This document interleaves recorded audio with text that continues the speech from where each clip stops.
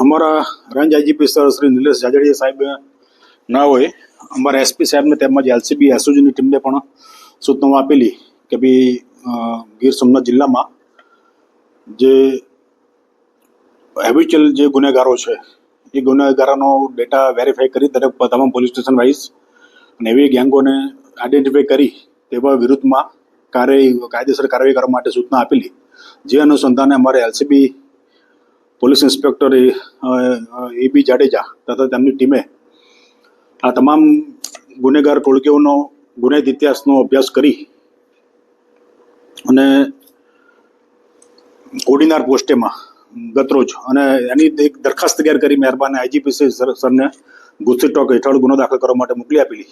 જેને આઈજીપી સાહેબે મંજૂરી આપતા ગતરોજ આજરોજ કોડીનાર પોસ્ટે ગુના રજિસ્ટર નંબર 1688/2024 દી ગુસ્સી ટોકની કલમ 312 પેટા કલમ 2 તથા 3.2 તથા કલમ 3.4 મુજબનો ગુનો રજીસ્ટર કરવામાં આવેલ છે. એ ગુનામાં જે આરોપી છે એમાં જે મુખ્ય આરોપી છે, જે ગેંગ લીડર જે કહેવાય તેવા મહેશભાઈ મકવાણા, હરેશભાઈ ચીકુભાઈ દમણિયા, રમેશભાઈ વીરાભાઈ ચુડાસમા, મુનાભાઈ મુન્નો નજીરભાઈ નોહવી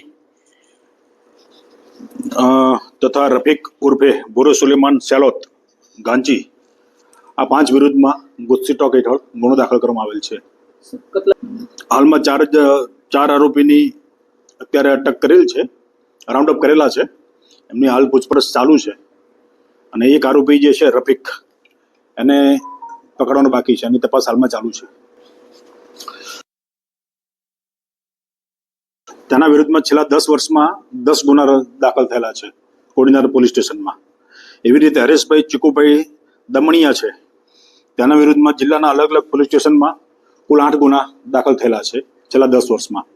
પછી રમેશભાઈ વીરાભાઈ ચુડાસમા છે, એના વિરુદ્ધમાં કોડીનાર પોલીસ સ્ટેશનમાં 5 ગુના દાખલ થયેલા છે.